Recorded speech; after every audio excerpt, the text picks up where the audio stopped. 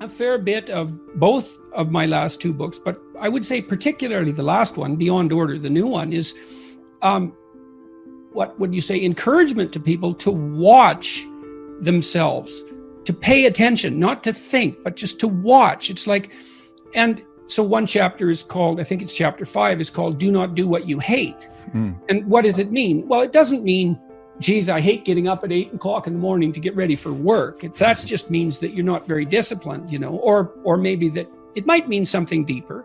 But I'd start with lack of discipline before, rearranging your whole life. Because you might say, well, I hate getting up at 8 o'clock in the morning no matter what I'm doing, and then it's not your job.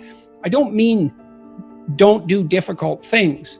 I mean, watch yourself, and if you see that you're doing things that make you hate yourself, then consider the cost of continuing. Just notice, because you're reporting to yourself, just like you just said. In some sense, that wasn't a voluntary decision. You noticed that you couldn't breathe unless you discussed this issue. It's like, well, why is that? You don't know. You can't control it even. I mean, you can not do it and pay the consequences, but you can't say to yourself easily, well, that's stupid. I should be able to breathe. Just because I haven't said this thing, that shouldn't stop me from breathing. But there it is. And the wise people that I've read, often associated with the establishment of the Christian church, actually, this seems to be something that was a continual topic of discussion, noted continually that we do things that we can't control, and we're subject to forces that we can't control. And those are forces that are associated with our own destiny, I suppose, certainly our own conscience. And you just have to watch. You find out who you are. I'm the person who has to say this. Why? I don't know exactly.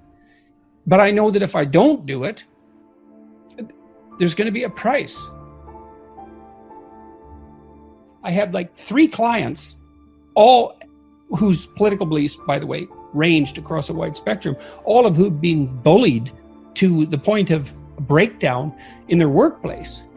And they kept being asked to do things that violated their conscience. And, partly they didn't exactly know how to, you should stand up, but it's not that easy. And it's not that easy to figure out when you should do it. But you should do it when, if you're going along with something that violates your conscience, then you lessen yourself. You're starting to pay a big price then. And so at some point you have to think, and this is something I walked through with my clients all the time when they were trying to make a decision. Everyone looks at the costs of making a decision, but almost no one looks at the costs of not making the decision. And the reason for that is you're sitting there right now and the sky isn't falling on you. And so you're not calculating the costs of sitting there because nothing's happening. And then if you decided to do something different, you might calculate the costs of doing that, but you've already zeroed out the costs of inertia. But they aren't zero. There's no zero cost. There's risk here and there's risk here. And you don't like that idea because you want security, and no bloody wonder. It's no wonder you want security. But when you're making a decision, you need to reawaken the costs of inertia. I mean, those are opportunity costs, let's say, something like that. There are ways they are formally considered, but just going along as you are when everything is changing around you is also a costly decision. And so if you know that, you think, well, there's danger here and there's danger here, then that, weirdly enough, that frees you up, because then you can pick the danger that you prefer. Now, the price you pay is the realization that there's no security down either road. And you have to wake up to that now and then in your life. It's very unpleasant. It's not surprising people don't do it. But again, the costs of failing to do it are worse. In chapter 11, which is do not allow yourself to become deceitful, arrogant, or resentful, it's kind of a summary chapter of everything I've ever written, I would say. I kind of outline the reasons why people become deceitful, arrogant, and resentful. And we have our reasons. It's in some sense, it's a miracle that it doesn't happen all the time. And so I say, well, here's the problem. Death chases you, you're mortal, and illness will be a part of your life and a part of the lives of people you love. And it will be terrible, maybe beyond your imagining. you're stuck with that, man. And culture, there's a tyrannical aspect. It crushes you and turns you into a cog and maybe destroys the best in you to some degree. You're stuck with that. And then Christ, you're just a massive contradictions and trouble. You can't get yourself organized. You're doing all sorts of things you don't want to do and not doing the things you know you should do. And, putting obstacles in your path just so you can trip over them. Well, there's the landscape. Well, why would you turn to the dark side, let's say, in the face of that? It's like, no wonder, obviously. But it doesn't help. It seems to make everything worse.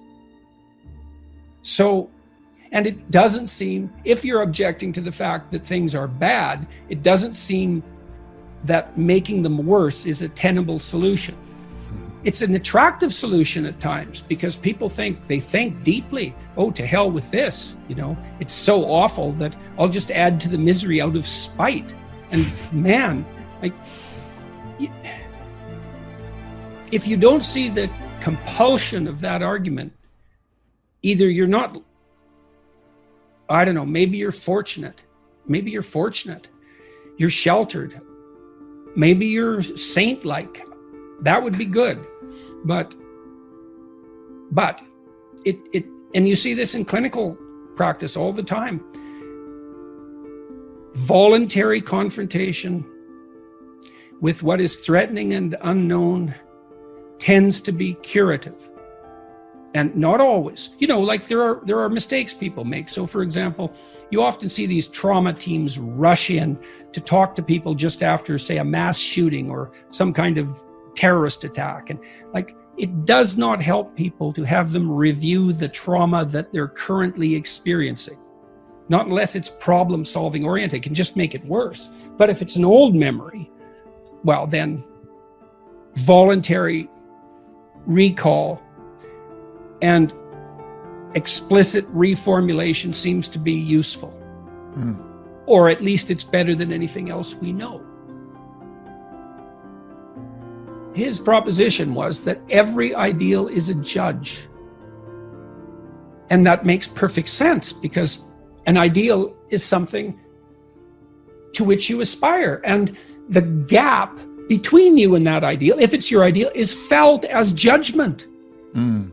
And so that's one of the reasons people are very afraid to have an ideal, to make it. That's why I wrote, do not hide things in the fog. It's like, well, you should lay out an ideal. You should pursue an ideal. Why wouldn't you? Well, when you make your ideal explicit, it turns into your judge.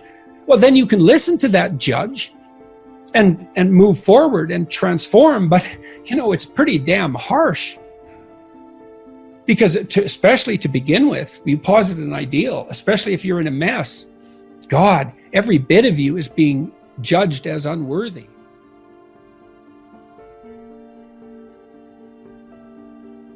One of the things that you wrote was really powerful for me to read because to me, I think it described my snitch, my round chaos, that thing that I'm seeking underneath the games that I'm playing. And so I'm going to read this little snippet here. Who could you be? You could be all that a man or woman might be. You could be the newest avatar in your own unique manner of the great ancestral heroes of the past. What is the upper limit to that? We do not know. Our religious structures hint at it. How would someone who determined to take full responsibility for the tragedy and malevolence of the world manifest itself?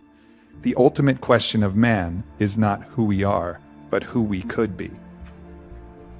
That's it for me. I mean, for me, I read that, I was like, yep, that's it. There's the snitch with its wings and its golden, mercurious allure that I'm really chasing underneath all of this. And I enjoy all these other things, but who could you be? Exactly. You see that in children. I watched little children play, and what they're doing, they're attempting to grow forward, but they toy with identities. My little granddaughter, I wrote about her in this book too. It's so funny watching her. She had Pocahontas, the Disney movie, and she had a Pocahontas doll, and she watched that movie a number of times. And then it's been a year now. She's only 3.5. For a whole year, she has two names, Scarlett and Ellie. And one's her middle name, but but she's called one or the other, and seems to be perfectly comfortable with both. If you ask her if she's Ellie, she'll say yes. And if you ask her if she's Scarlet, she'll say yes. But if you ask her if she's Pocahontas, she'll also say yes. And then if you ask her if she is Scarlet, Ellie, or Pocahontas, she'll say she's Pocahontas. And she's been insisting on that for a whole year. And so she's playing out this role. I don't know how much of her imagination is devoted to it, but enough for this like that's, if you're, how old are you? 40 something? Just turned 40. Yeah, okay. So, imagine that you had a fictional identity for 15 years. That's approximately the same relative length of time. And the kids, they weave up a fantasy world, and then they play out an identity in that. And then they weave out another fantasy world, and they play out an identity with that. And they shape that identity by their interactions with other children and adults. And hopefully they find an identity that suits them, that other people also accept. Because your identity has to be something that other people accept, or it isn't going to work for you. But that's all part of this exploration of who they could be. It's the play is, in fact, the exercising of that realm of possibilities.